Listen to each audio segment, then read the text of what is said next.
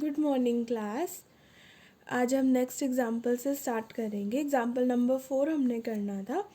Example number 4 में आपको क्या दिया है? For what values of x the numbers -2/7, x, -7/2 are in GP। हमें पहले ही हमें दिया हुआ है कि ये क्या है, ये GP में है। तो अब हमें इसी के अकॉर्डिंग x की वैल्यू बतानी है। ठीक है, तो अब हमें पता है अगर आपके पास ये 3 नंबर्स GP में हैं तो हम इन्हें कैसे लिखेंगे? देखो, 2/7, x, -7/2, these are all in GP। ठीक है, ये GP में है। तो अब हमें पता है अगर मैं इसको क्या ले लूँ, ये मेरा T1 है, ये मेरा T2 है, ये मेरा T3 है। ठीक है, तो GP में क्या एक प्रॉपर्टी होती है GP की, ये कॉमन रेशो होल्ड करता है हर टर्म की सक्सीडिंग टर्म से। अगर हम रेशो लेते हैं like T2/T1 is equals to T3/T2, है ना। तो अब इसी को भी ऐसे, इसे भी हम इस रिजल्ट की यूज़ से लिख सकते हैं। तो मतलब इसमें क्या होगा, कॉमन रेशो होगा। तो अब T2 क्या है, यहाँ पे x है, तो x divided by -2/7 is equals to -7/2 divided by x। ठीक है, तो अब आप क्या करो, क्रॉस मल्टीप्लाई कर दो, x इधर चला जाएगा, ये वैल्यू इधर चली जाएगी। तो फिर यहाँ पे क्या आ जाएगा, x is equals to x² -7/2 as it is, ये इधर आ गया तो ये कितना आ गया, -2/7। सो माइनस माइनस प्लस, 7 से 7 कैंसिल, 2 से 2 cancel, is equals to 1। So x² is equals to 1, it means x की वैल्यू आ जाएगी +-1। सो हेंस जो आपने x की वैल्यू फाइंड करनी थी वो आपके पास क्या आ जाएगी, x is equals to +-1। Next है आपके पास the fifth term of a GP is 1/3 and ninth term is 16/243। अब हमें निकालनी कौन सी है, फोर्थ टर्म निकालनी है। देखो, तो सबसे पहले जो आपको गिवन है वो आप लिख दो। तो आपको क्या क्या गिवन है, T5 गिवन है। तो T5 देखो, T5 कितना गिवन है, 1/3। तो हमने लिख दिया T5 हमारा है 1/3। और नेक्स्ट आपको क्या गिवन है, नाइन्थ टर्म यानी T9 16/243। T9 is 16/243। अब आपको फाइंड क्या करना है, find T4, find the fourth term. तो देखो, अब आपको ये दिया हुआ है कि जो फिफ्थ टर्म है किसकी है, GP की, यानी GP में जो फिफ्थ टर्म है वो इसकी इक्वल है और उसकी 9 टर्म इसकी। मतलब ये जो आपको दी हुई है टर्म्स, ये किस में दी हुई है, GP में है ये। ठीक है, तो हम जनरल टर्म के फॉर्मूला से निकाल सकते हैं T5 कितना होगा, AR 5-1 यही होता है, क्योंकि TN आपके पास क्या होता है, ARN-1 यही होता है। तो हमने ये निकाल दिया। अब T5 की वैल्यू कितनी थी, 1/3 रख दो, A as it is, R⁴ 4। ठीक है, नेक्स्ट अब आपके पास क्या दिया हुआ है, T9 दिया हुआ है। एक बार ही तो ये आ गई, एक बार आप क्या करो, T9 की वैल्यू देख लो। T9 की वैल्यू आपके पास कितनी दी हुई है, AR⁴ होगा। तो वैल्यू कितनी दी है, 16/243। ठीक है, और उसके बाद AR8 ये एज इट इज़। अब आपके पास ये इक्वेशन 1 ले लो, ये इक्वेशन 2 ले लो। अब इसके बाद क्या करना है आपने, देखो ये इक्वेशन 1 आ गई, इक्वेशन 2 आ गई। अब इनको ना डिवाइड कर दो। जब आपने इन्हें डिवाइड किया, देखो इन इक्वेशंस को डिवाइड करोगे तो आपने क्या किया, AR4, देखो ये वाली के रिस्पेक्ट में जो टर्म है 243 डिवाइडेड बाय AR4, इसके रिस्पेक्ट में 1/3।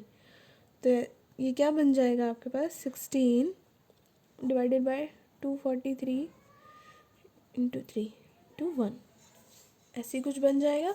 ठीक है, अब यहाँ पे A से A कैंसिल, R4 से R⁴ में से 4 पावर्स कैंसिल। सो कितना बच जाएगा, R⁴ इक्वल्स टू 16 × 3।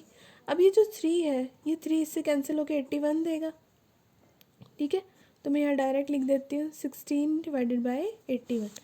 अब आपको पता है कि 16 क्या होता है 2 रेज़ टू पावर 4 और 81 3 रेज़ टू पावर 4। तो अगर मैं आर की वैल्यू इसमें से निकालना चाहूँ तो क्या आएगी, आर की वैल्यू आ जाएगी 2/3।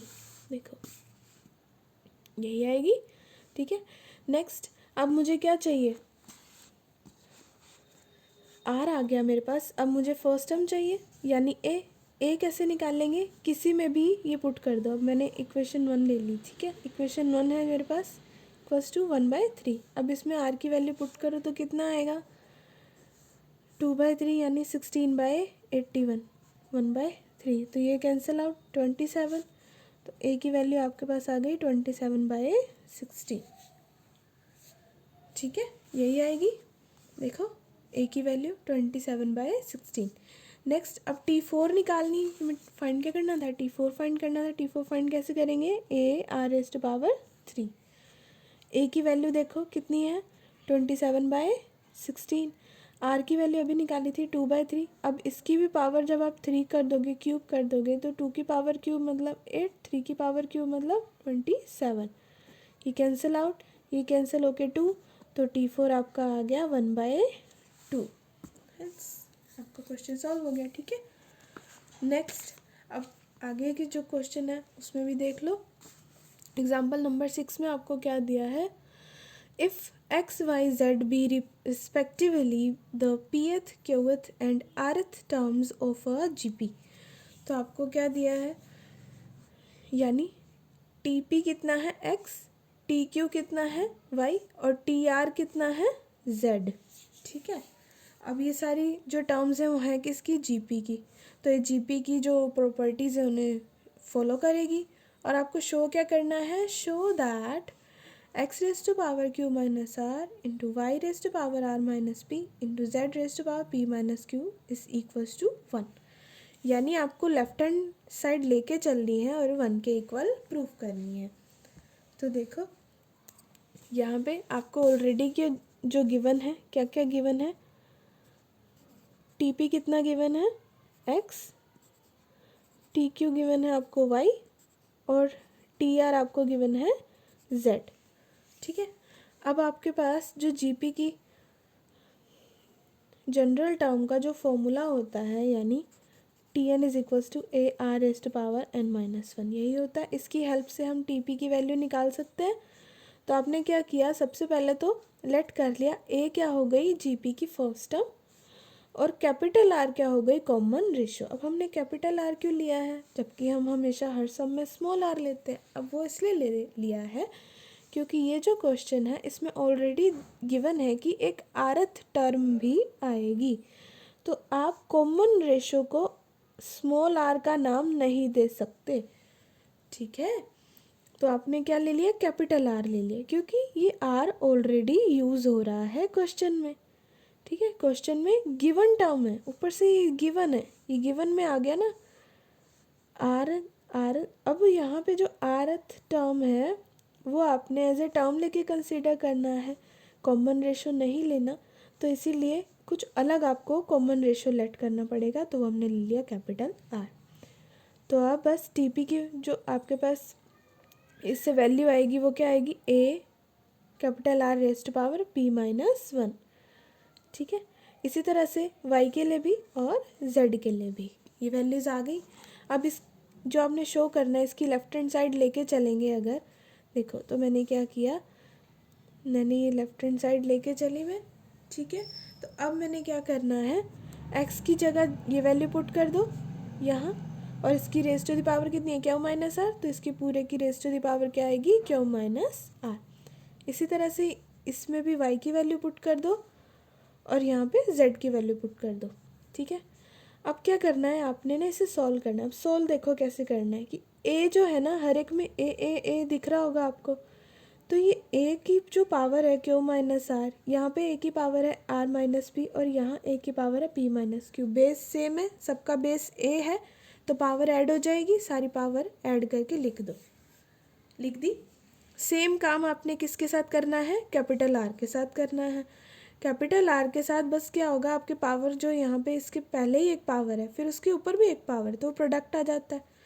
तो अब बेस सेम है, सारे आर्स की जो पावर है वो भी ऐड हो जाएगी। तो इसे सॉल्व करने के बाद आपके पास ए रेज टू पावर 0 आएगा और आर रेज टू पावर 0 आएगा। So anything which has power 0 is equals to 1। Okay, यहाँ आपका एग्जाम्पल 6 खत्म होता है। नेक्स्ट चलते हैं एग्जाम्पल नंबर 7 पे। एग्जाम्पल नंबर 7 में आपको क्या दिया है, find 4 numbers forming a GP in which third term is greater than the first term by 9 and second term is greater than the fourth by 18। ठीक है, सबसे पहले तो अब ये देखो, ये ना बिल्कुल वैसा ही सम आ गया जैसे आपने एपी में किया। जैसे एपी में भी आपको कई बार नंबर्स फाइंड करने होते थे, like 4 numbers are in AP, है ना। तो इसी तरह से यहाँ पे क्या पूछ लिया इन्होंने कि 4 नंबर्स किस में है, जीपी में है। ठीक है, तो जब 4 नंबर्स ऐसे ही आप जीपी में फाइंड करते हो तो आपको जैसे जीपी होता है वैसे ही लेट करना पड़ेगा। अब जीपी होता कैसे, जनरली ये कैसे होता है, first term, second term, third, four numbers हैं तो हमने 4 नंबर्स ले लिए। अब एक चीज़ देखना कि इन सब की जो कॉमन रेशो है ना वो सेम होगी। ठीक है, तो मैं कह सकती हूँ कि ये मेरा, मैं मान सकती हूँ कि ये जीपी में है। तो हमने लेट कर लिया कि this sequence in be in GP. अब आगे जो दिया है वो सब लिख दो। क्या क्या दिया है, जो थर्ड टर्म है ना जीपी की वो ग्रेटर है फर्स्ट टर्म से बाय 9, यानी थर्ड टर्म फर्स्ट टर्म से 9 ज़्यादा है। ठीक है, तो T1 में अगर 9 प्लस करोगे तो थर्ड टर्म मिलेगी। तो बस आपने एक ये वाली लिख देनी है। अब दूसरी भी आपको दी है कि जो सेकंड टर्म है वो ग्रेटर है फोर्थ टर्म से बाय 18, यानी T2 बड़ी है फोर्थ टर्म से, कितना बड़ी है, 18। तो इस तरह से 2 इक्वेशंस आ जाएंगी। ठीक है, तो अब आपने क्या करना है, अच्छा मुझे अब हम क्या करेंगे, इक्वेशन 1 उठा लो। ठीक है, इसके अंदर T3 की वैल्यू जनरल टर्म की फॉर्मूला से, तो T3 की वैल्यू आपने यहाँ पे क्या आ जाएगी आपकी, AR²।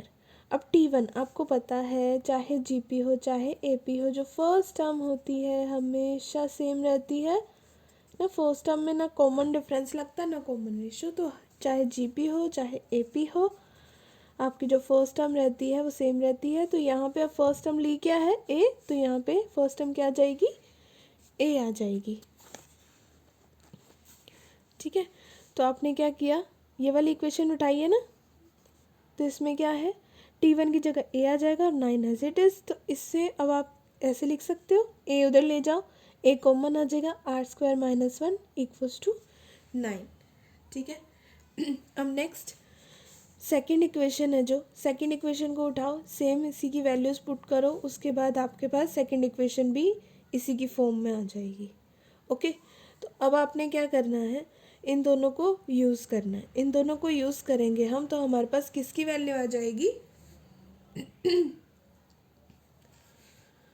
आपके पास फिर वैल्यू आएगी आर की। देखो कैसे, आप ना इसमें तो इन्होंने सब्स्टिट्यूट किया है, लेकिन अगर आप इन दोनों को आपस में डिवाइड कर दो तो क्या आएगा, देखो, AR² - 1 equals to -18 divided by AR² - 1 9। ठीक है, मैंने क्या किया, इसे और इसे डिवाइड कर दिया, तो ए से ए कैंसिल, R² - 1 से ये वाला टर्म कैंसिल, और ये कैंसिल होके -2 आ गया। तो आर की वैल्यू कितनी आ गई, -2।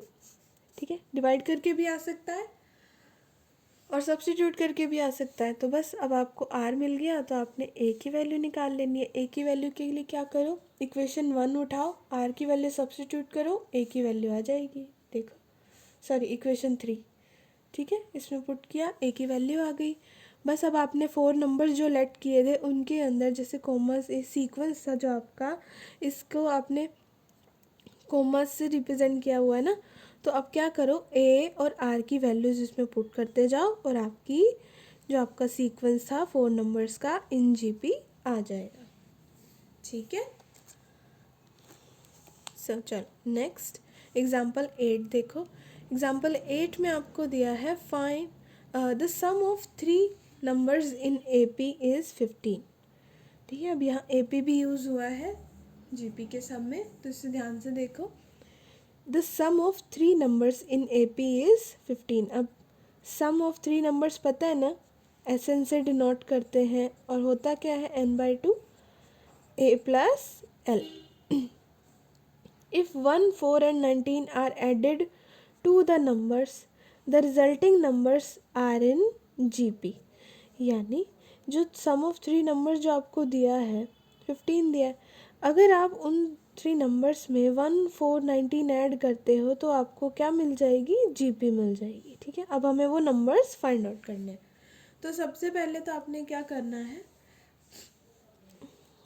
लेट करना है। अगर 3 नंबर्स होते हैं एपी में तो कैसे लेट करते हो, ऐसे ही नहीं करते हो, a minus D coma A plus D, ऐसे ही लेट करते हो। ठीक है ना। अब आपको क्या दिया है कि इन तीनों का जो सम है वो 15 है। ठीक है, चाहे आप ऐसे निकाल लो, क्योंकि एस एन आपको 15 दिया है और एन कितना है 3। फर्स्ट टर्म आपको पता नहीं है, A as it is plus L का फॉर्मूला क्या होता है आपके पास, ए प्लस एन माइनस, अब एन तो आपको पता है 3 है, 3 माइनस 1। डी आपको पता है, नहीं पता, तो आपने क्या किया, डी लिख दिया। ठीक है। तो वैसे इससे ज़्यादा प्रेफरेंस आपको इसमें देनी चाहिए, क्योंकि इसमें 2 वेरिएबल्स आ जाते हैं, ए और डी। फिर आपको सोल्व तो इससे भी हो जाएगा, बट आपको इक्वेशन सोल्व करनी पड़ेगी, लेकिन यहाँ पर डायरेक्ट आपको ए की वैल्यू मिल जाती है। इसीलिए जैसे आपको कहा जाता है कि 3 नंबर्स है तो यही नंबर्स आपने सपोज करने होते हैं। ओके, तो इससे क्या होता है कि आपको डायरेक्ट ए की वैल्यू मिल जाती है। वरना सॉल्व तो आप कर सकते हो, पर उसको थोड़ा लेंथी हो जाएगा। ठीक है। सो नेक्स्ट A5 आ गया। ठीक है। तो अब आपको क्या गिवन है कि जो अगर आप इन 3 नंबर्स में 1, 4, 19 ऐड करोगे तो आपको वो क्या देगा, जीपी देगा। तो हमने क्या किया, इनके अंदर ये ऐड करके लिख दिया। So according to the given question, यानी क्वेश्चन के अकॉर्डिंग, अगर आप इस वाले में 1 ऐड करोगे, नेक्स्ट वाले में 4 ऐड करोगे और थर्ड वाले में 19 ऐड करोगे तो ये जीपी में है। अब जीपी की प्रॉपर्टी से ये क्या होल्ड करते हैं, कॉमन रेशो देंगे हमें। तो आपने क्या किया, कॉमन रेशो के लिए ये T1 हो गया हमारा, ये T2 और ये T3। तो T2 डिवाइडेड बाय T1 ये आ गया, ये क्या है, T2 डिवाइडेड बाय T1, और ये आ गया T3 डिवाइडेड बाय T2। तो इसी तरह से अब आपने क्या किया, ये लिख दिया। अब उसके बाद आपने ए की वैल्यू तो निकाल ली थी, वो वैल्यू सब्स्टिट्यूट कर दो। अब सब्स्टिट्यूट करने के बाद आपने क्रॉस मल्टीप्लाई करके इसको सॉल्व कर लेना है। अब सॉल्व करने के बाद आपके पास, आपको पता है जो इक्वेशन आएगी वो डी की टर्म्स में आएगी। ठीक है। एक ही वेरिएबल बचता है जो कि है डी, जिसे फाइंड आउट करना है, डी की वैल्यू फाइंड आउट करनी है। ठीक है। सो आपने क्या किया, क्वाड्रेटिक इक्वेशन की हेल्प से डी की वैल्यू फाइंड कर ली, एंड देन आपके पास डी की कितनी वैल्यूज आएंगी, 2 वैल्यूज आएंगी। ठीक है, क्योंकि ऑलरेडी क्वाड्रेटिक बन रही थी तो 2 ही वैल्यूज आएंगी। तो अब आपके पास जो नंबर के सीक्वेंस आएगा वो 2 आएगा। ठीक है, एक बार D3 के लिए और एक बार D-21 के लिए। ठीक है। चलो नेक्स्ट एग्जाम्पल करते हैं। Example number 9, the m plus nth and m minus nth terms of a GP are P and Q respectively show that the mth term is square root of P into Q। अब आपको क्या दिया हुआ है यहाँ पे कि जो आपकी m प्लस nth टर्म है वो क्या है P, और m माइनस nth टर्म है वो क्या है Q। ठीक है। और आपको शो करना है कि जो m है वो कितना होगा, square root of P into Q। चलो आगे देखते हैं कैसे शो करेंगे। फर्स्टली जो आपको दिया हुआ है वो सब आपने लिख लेना है। उससे पहले आपने क्या बताना है, देखो क्योंकि इसमें हमें कुछ नहीं दिया होता, ऐसे सम्स में आपको दिया नहीं होता, ना आपकी फर्स्ट टर्म ना आपका कॉमन रेशो, तो आप क्या करते हो, सपोज करते हो। और सपोज करते हो तो ज़रूर आपने वहाँ क्वेश्चन में आंसर में मेंशन करना है कि ए आपकी फर्स्ट टर्म होगी और आर आपका कॉमन रेशो होगा। तो आपको जैसे मैंने पिछले वाली अभी बताया कि क्या आपको क्या दिया है, Tm प्लस एन पी दिया है, Tm माइनस एन क्यू दिया है। इसका फॉर्मूला ओपन करो, इसका भी ओपन करो, तो आपके पास ये दो टर्म्स आ जाएंगी। ठीक है, दो एक्सप्रेशंस आ गए। अब क्या करो, इन्हें डिवाइड कर लो। मोस्टली डिवाइड करके आपको क्या मिलता है, हमेशा आर की वैल्यू मिलती है। तो आपने क्या किया, इन्हें डिवाइड कर दिया। तो जब आपने इसे डिवाइड किया, इन सब की साइन चेंज हो गया, तो आप इसे कैलकुलेट कर सकते हो, क्योंकि ए से ए तो कैंसिल, तो वो रह क्या जाएगा, आर रह जाएगा। तो यहाँ पे क्या रह जाएगा, देखो m-n-1। ठीक है, अब ये वाला जो आर डिनोमिनेटर में बैठा है, इसकी जो पावर है, जब ये न्यूमरेटर में जाएगी तो माइनस के साइन में जाएगी, तो ये कितना हो जाएगा, m+n-1 ऐसी हो जाएगी। तो अब ये माइनस अंदर ले जाओ तो ये कितना बन जाएगा, -1 -m -n+1। सो एक पॉजिटिव m नेगेटिव m से कैंसिल, -1 +1 से कैंसिल, तो कितना रह गया, r⁻⁻n और माइनस का n 2 टाइम है, तो r⁻⁻2n equals to right hand side पर q/p आपका चलता जाएगा। नेक्स्ट, अब आपने क्या किया, इसमें पावर रेस करवा दी। कितनी करवा दी, अब एक बात बताओ, यहाँ नेगेटिव है तो हम नेगेटिव, या तो आप इसको डिनोमिनेटर में ले जाओ या इसको रेसिप्रोकेट कर दो। ठीक है, सो इसमें आपके पास 1/r इतना आ जाएगा। तो आपको पता है हमें चाहिए क्या, टीएम चाहिए, तो टीएम में क्या होगा, अब 1/r आपके पास इतना दिया हुआ है।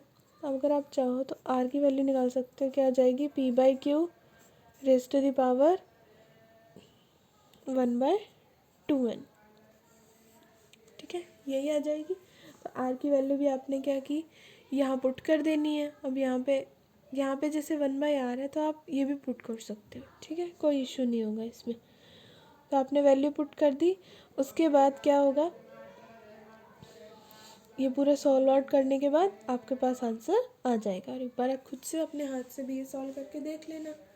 ठीक है, नेक्स्ट है एग्जाम्पल नंबर 10। एग्जाम्पल नंबर 10 में आपको दिया है, if A B C D are in G P. A B C D क्या है, जी पी में दिए हुए हैं। देन हमें प्रूफ करना है कि a² + b² b² + c² c² + d² are also in G P. तो आप ये कैसे प्रूव करेंगे, देखो सबसे पहले तो हमें पता है कि ये सब क्या है, जीपी में है। अब अगर आपने पिछले सम में देखा हो कि आपके पास जब नंबर्स जीपी में होते हैं तो यानी वो इस तरह के होते हैं, ए आर स्क्वायर और एक r³। तो हम क्या करेंगे, इन्हें ऐसे ही कंपेयर करेंगे। तो कंपेयर करके ए तो ए ही रह जाएगा, तो बी क्या हो जाएगा, AR, सी हो जाएगा AR² और डी हो जाएगा AR³। ठीक है, तो अब आपने क्या करना है, ये जो आपको टर्म्स दी हुई हैं इनके अंदर ABCD की वैल्यू पुट कर दो। अब यहाँ पे भी मैंने वैल्यू पुट कर दी, तो जो कॉमन आ रहा है उसे लिख लो। यहाँ पे भी मैंने ये वैल्यू पुट कर दी और यहाँ भी ये वैल्यू पुट कर दी। अब देखो यहाँ पे इन्होंने क्या किया है, आपकी जो ये वाली टर्म है, अब मुझे बात बताओ, ये आपने पूरा सीक्वेंस जो आपको जीपी में दिखाना है, तो ये आपको क्या होनी चाहिए, आपकी फर्स्ट टर्म होनी चाहिए, यानी A1, या फिर कुछ भी आप नेम दे सकते हो। ठीक है, यहाँ पे क्या नेम दिया इन्होंने, कैपिटल ए। ये है तो जीपी की फर्स्ट टर्म ना, तो आप इसे कैपिटल ए दे दो नाम, या A1 दे दो, कुछ भी दे सकते हो, या T1 दे दो। ओके, तो इन्होंने ए नाम दे दिया। नेक्स्ट, अब नेक्स्ट में भी आपके पास क्या होना चाहिए, इसकी रेशो कॉमन होनी चाहिए, अब वो चाहे आर हो चाहे कुछ भी हो। ठीक है, तो अब आगे क्या है, जब आपने इसे सॉल्व किया तो आपके पास जो आगे आया वो कैसा आया, ए तो एज इट इज़ था A² इंटू 1 + r² आपको मिल रहा है अगली वाली में, लेकिन एक्स्ट्रा क्या मिल रहा है, r²। तो r² आपने कैपिटल ए के साथ लिख दिया।